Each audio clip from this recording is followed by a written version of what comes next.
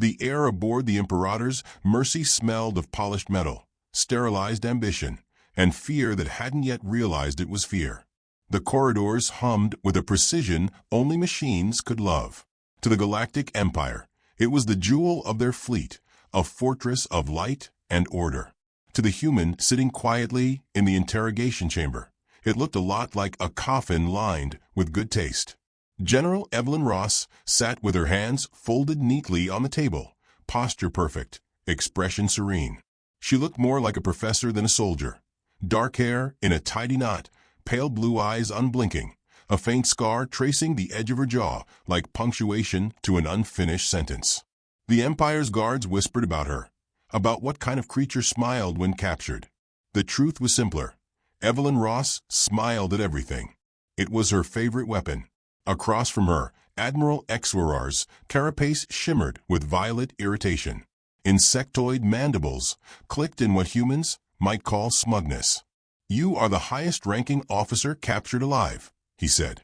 His translator rendered his voice as deep and self-assured. "Your fleet is gone. Your war is over. Humanity will be repurposed." Evelyn tilted her head, studying him the way a hawk studies the geometry of flight. "That's a lot of confidence for someone wearing 3 layers of chitin, Admiral. Is it comfortable?" His antennae twitched. "We evolved for survival, human." "So did we," she replied softly. Behind the glass, a chorus of alien observers murmured. Amphibians, avians, silicon-based scholars, every shape that called itself civilization, had gathered to see the last human general humbled. They expected pleas, trembling, denial. Instead, she asked for tea. It caused a small riot among the aides. No one had a protocol for hospitality toward prisoners of war. Yet minutes later, a trembling attendant presented her a steaming cup of something faintly green and aggressively alien. Evelyn inhaled, grimaced politely, and sipped anyway. "Tastes like optimism," she said, setting it down. "We don't get much of that back home." Admiral XYR squinted, unsure if it was an insult. "You humans confuse humor with defiance." "We confuse a lot of things," she said. "Mostly mercy and restraint." A ripple of laughter spread among the staff, brittle and relieved. They thought her civilized now, charming even.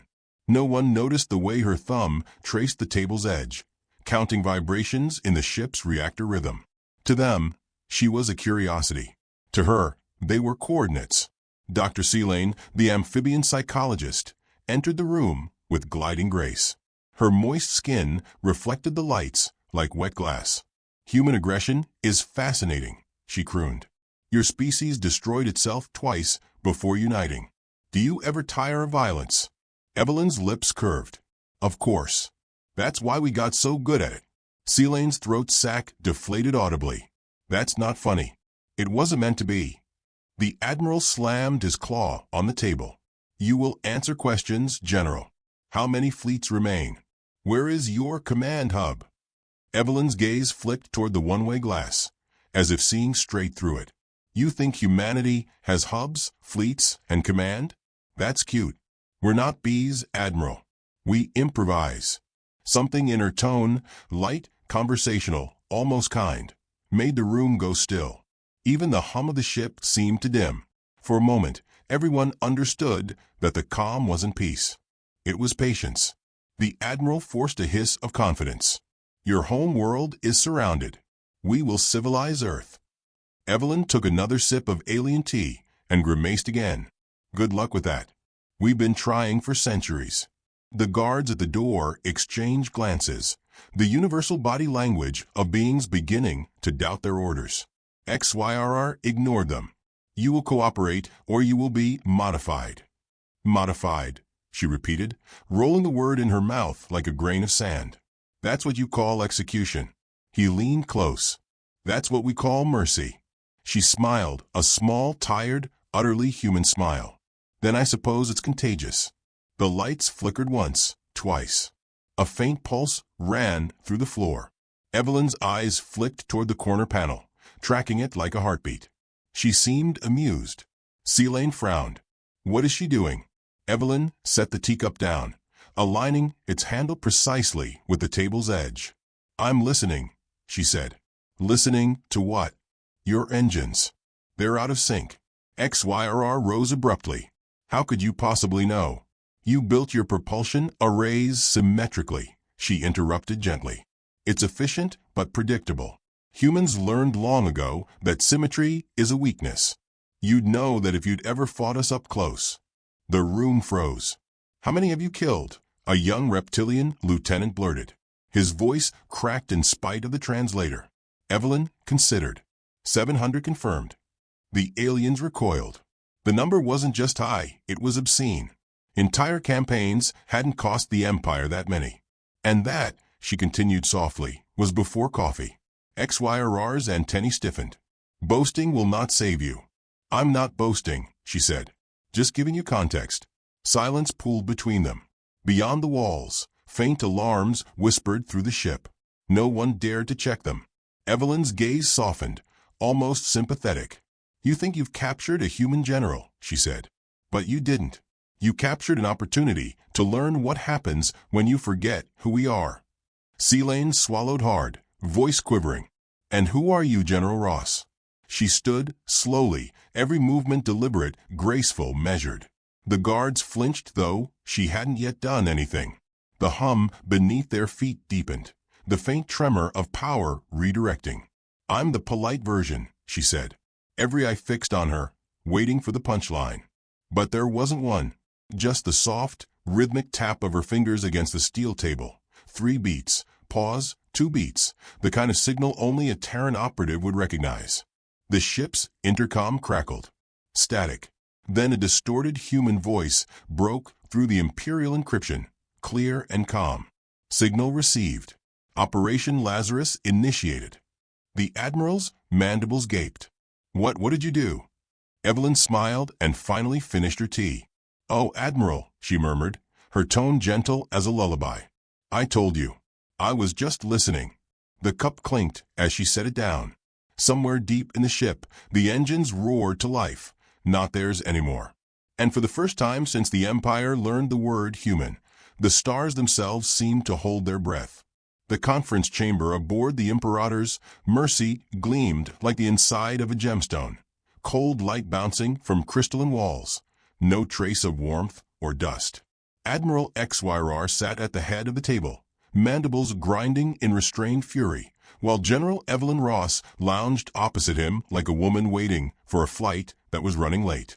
Around them gathered the Empire's brightest officers and scientists, each one certain they were observing the slow unraveling of a primitive creature. They didn't yet realize who was studying whom. Dr. Seelane adjusted the translator node at her throat, its membrane pulsing faintly. Human customs are inefficient, she began. But perhaps a small act of hospitality may lower her resistance. She produced a pot of steaming blue liquid. You call this tea, yes? It contains mild sedatives for your comfort. Evelyn accepted the cup with impeccable manners. Lovely, she said. Though on Earth, we usually save the sedatives for the second date. A ripple of confusion spread across the room. Lieutenant Rahl, the young reptilian officer beside Seelane, blinked rapidly, uncertain whether she was joking or threatening. You have courtship rituals involving toxins? He asked. Only when they work, she replied, sipping carefully. Yours taste like mint and battery acid. Delightful. XYRR leaned forward. You mock us because you fear us. Evelyn met his multifaceted gaze without blinking. Oh, Admiral, if you understood how humans process fear, you'd never sleep again. Seelane flicked her fingers, a subtle gesture commanding quiet. General Ross, you surrendered without resistance.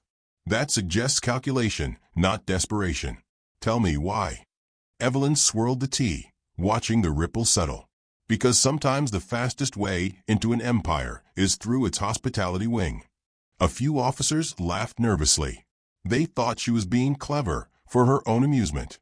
But Lieutenant Rahl noticed something. Her eyes weren't idle.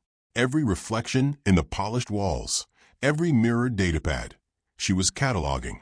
The geometry of power lines, the rhythm of energy pulses in the floor panels, even the cadence of their speech. She was learning them like a language. You believe your kind can outthink 10 millennia of galactic order? XYRR said. Humanity is reckless, emotional, fragile. True, Evelyn said. And you're organized, logical, predictable. She leaned back. See the problem? The Admiral's mandibles clicked in agitation. We brought order to chaos. She smiled faintly. Then allow me to introduce chaos to order. Rawls' throat scales darkened as the air grew thicker. He could feel something under her tone, a quiet authority, sharpened by experience. He had studied human physiology during his academy years, fascinated by the primitive predator they'd once been. Yet he never expected to see one speak like a diplomat and radiate danger like a sunspot. Dr. Lane resumed calmly, though her pupils had tightened. You humans wage wars for resources, for pride, for emotion. Tell me, what makes you so addicted to destruction? Evelyn looked at her, and for the first time, her politeness softened into something sad. Addicted? No. But when the universe keeps testing you, eventually you stop hoping for peace and start preparing for the next exam. Lane hesitated. You justify violence as inevitability? Evelyn nodded once. Only because you mistake our patience for surrender. You see restraint as weakness. That's your flaw, Doctor. You've evolved out of fight or flight, but we never did. We just learned how to smile while choosing which one to use. Silence again. The hum of the ship pressed against the edges of hearing, steady and low. In that silence, Evelyn placed her cup down and clasped her hands. Admiral, what do you really want from humanity? Our compliance, he said at last. Our empire offers protection, technology, and structure. You will be integrated. Into your hierarchy? She asked. Lovely. Tell me, does every species get this warm a welcome? Or is it just the violent ones? His mandibles spread, revealing serrated ridges, his version of a smile. We adapt our approach as needed. She murmured. We do too. Lieutenant Rawls shifted uneasily. He couldn't shake the feeling that the room temperature had dropped, though the controls remained constant. Evelyn's presence felt gravitational, subtle, but undeniable. It wasn't aggression that frightened him. It was the composure of something that had already calculated every outcome and found amusement in all of them. Lane tapped a console. General Ross, you mentioned earlier that you activated a beacon. What did you mean? Oh, that, Evelyn said, as if she'd forgotten. It's nothing serious. Just a little human habit. We like to leave breadcrumbs. Your communication systems were disabled, XYR said. Your beacons cannot penetrate our quantum barriers. Evelyn smiled. You're assuming it's a signal meant to go out. The translator lagged, turning her tone into a whisper that made the back of Rawls' neck prickle. He glanced at the Admiral, but XYRR seemed too focused on her to notice the growing tension. A faint chime echoed through the chamber, a ship-wide notification. One of the analysts frowned at his wrist console. Admiral, we're detecting minor fluctuations in the outer sensor arrays. Probably debris, XYR said, waving dismissively. Evelyn exhaled, content. Debris is such a forgiving word for friends coming to visit. Lane's throat pulsed faster. Friends. Evelyn raised an eyebrow. You didn't think I'd come alone, did you? Humans are social creatures. We like to share. Rawls' voice cracked. There's nothing on the scanners. Give it time, she said, checking her wrist as though consulting an invisible watch. We like dramatic entrances. The Admiral stood, towering over her. If this is a bluff, then you've got nothing to worry about. She smiled, gentle and flawless. But if it's not, you might want to tell your fleet to stop aiming their guns at empty space. They might hit something real. He slammed his clawed hand down, and the table fractured under the pressure. You will tell me what is coming. Evelyn leaned forward, her voice low, conspiratorial, almost kind. Admiral, you ever notice how every empire that conquers Earth ends up studying human art, music, food, then eventually tries to act like us? Funny, isn't it? Even your interrogation rooms have chairs now. Who do you think we learned manipulation from? The amphibian doctor froze, realization creeping across her glassy face. She's not bluffing, she whispered. She's conditioning us. Evelyn rose to her feet. Her movements were unhurried, graceful, deliberate. Conditioning's such a strong word. Let's call it adaptation. The alarms began to pulse now, deep and rhythmic, like a heartbeat echoing through steel. The lights dimmed for half a breath, then steadied. Every officer in the room turned to their consoles, eyes wide. Something enormous had just dropped from FTL range, silent, cloaked, unreadable. Evelyn clasped her hands behind her back. "Well," she said softly, "looks like tea time's over." Dr. Seelane whispered, "What have you done?" Evelyn's eyes softened with genuine warmth. "Nothing, doctor. I just told them where to find me." Beyond the window, the void shimmered, and for a fleeting instant, something vast and invisible moved among the stars. The first explosion wasn't loud. It was distant, felt more than heard, a tremor that made the lights shiver and the walls breathe. The Imperator's mercy, pride of a galactic empire, seemed to hesitate for the first time in its long, immaculate service. Admiral XYR rose from his chair, mandibles twitching. "Report," he barked, but his voice wavered beneath the metallic hum of the failing systems. "Unknown interference across the command grid," cried an officer. "Something's rewriting our network architecture. Origin traced internal." Every head turned toward the calm woman standing by the window, watching the stars like someone greeting old friends. Evelyn Ross's reflection shimmered in the glass, serene, human, and utterly out of place in a room full of predators who didn't yet realize they were prey. "General Ross," XYR said, his voice cutting the air. "What have you done?" She didn't look at him. "You mean what we've done? You'd be surprised how quickly humans cooperate when the alternative is extinction." He slammed a claw onto the console. "You cannot infiltrate Imperial systems. They are quantum-locked, self-repairing, unbreachable," she finished, smiling faintly. "You've said that twice. I assumed the third time's for comfort." The lights dimmed again. Power rerouted itself in invisible rivers. Holograms sputtered and died, replaced by an emblem none of them recognized. A circle divided by a single vertical line. Evelyn turned, hands clasped behind her back. "Operation Lazarus," she said softly. "You might want to write that down before your screens forget how to." Dr. Seelane stumbled backward, eyes wide and wet. "Impossible. You're one prisoner, one mind." Evelyn's gaze softened, almost pitying. "That's the problem, Doctor. You keep thinking of us as individuals." Alarms howled. The ship's artificial intelligence began to scream in a dozen languages before cutting out entirely. Then silence. The kind that carried the weight of something colossal moving just beyond sight. Lieutenant Rahl gripped the edge of the console, voice cracking. "Admiral, the outer fleets are moving without orders. Our own ships, they're targeting each other." Evelyn stepped closer, her tone instructional, like a teacher correcting a bright student. "We didn't need your systems, Lieutenant. We only needed your arrogance. The moment you integrated our data for my suit, you gave us the keys. Every Terran implant you scanned was a doorway." Seelane stared at her. "You allowed capture to infect us." Evelyn smiled with quiet satisfaction. "Correct. Humanity learned long ago that infiltration isn't about entering. It's about being invited in." The Admiral hissed. "You wouldn't dare wage war from within a capital ship." "War." She tilted her head. "This isn't war, Admiral. This is a reminder." The floor quivered as distant explosions cascaded through the Empire's fleet. The viewing pane lit up with scattered flashes, ships turning on their own, firing blind into confusion. The Empire's formation dissolved into chaos, beauty undone by panic. Evelyn's face glowed faintly from the light outside, calm as if standing before sunrise. Rahl whispered, "You're killing thousands. I'm ending what your kind started when you thought conquest was education." Seelane's voice trembled. "Do humans take pride in this?" Evelyn met her eyes. "No, Doctor. But we take responsibility."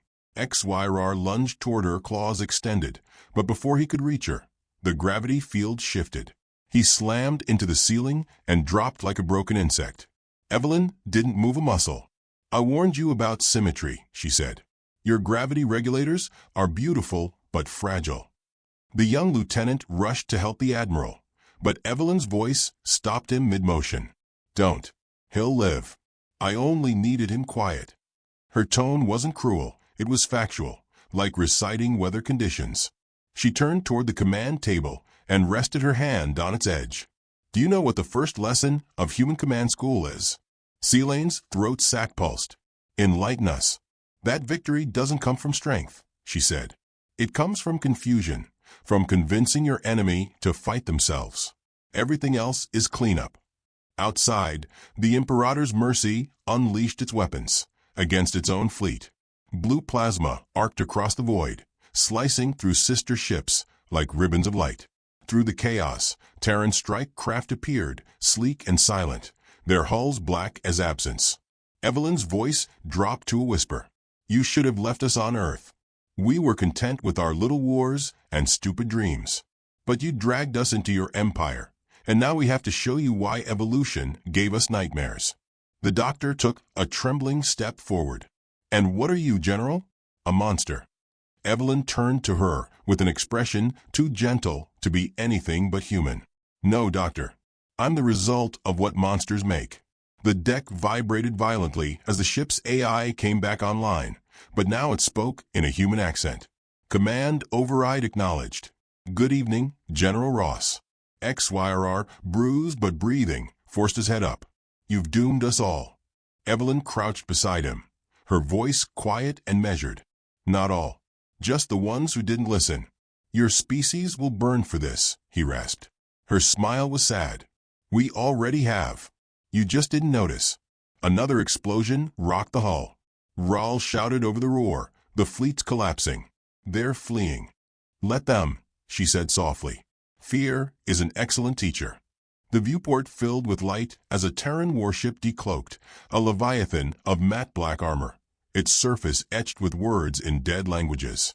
Its presence blotted out the stars. Celane stared in awe. What is that? Evelyn rose, her silhouette framed by the glow. That, she said, is what happens when humans decide to stop apologizing. The Terran ship's engines flared, drawing in the surrounding debris. It wasn't firing yet, it was waiting. Admiral, she murmured, you asked what I'd done. Let me show you. The command table flickered, projecting a three-dimensional map. Dozens of Terran fleets appeared at the edge of Imperial space, each marked with the same insignia. Celane whispered, horrified. How long have they been there? Evelyn glanced over her shoulder, eyes glinting with cold amusement. Since before I surrendered. Then she smiled, gentle, devastating human, and said, Now let's see if your empire can survive a little asymmetry. Silence fell over the galaxy like a held breath. The Imperator's Mercy drifted among the wreckage of its own fleet, its once proud banners now shadows against the burning light of dying ships. The void outside glowed with the slow collapse of Imperial order, each explosion a fading heartbeat.